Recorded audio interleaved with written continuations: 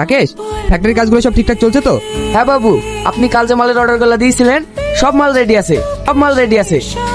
ছোট বাবু সই করে দিলে সব মাল ডেলিভারি হয়ে যাবে। আচ্ছা রাকেশ, এই যন্ত্রণা কতদিন ভোগ করতে হবে বলতো? জীবন মানে কিনা তুমি জানো না নাকি তোমাদের এই সম্পত্তি তোমার এই ছোট ভাইয়ের বোন নামে উইল করা আছে।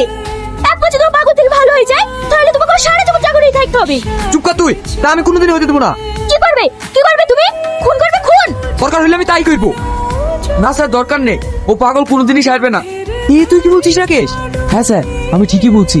আমার একটা বন্ধু ডাক্তার, আমার সঙ্গে কথা বলেছি, ইঞ্জেকশন দিয়ে শাহিনকে সারা জীবন পাগল করে রাখবে। এই না হলে তুই আমার লোক।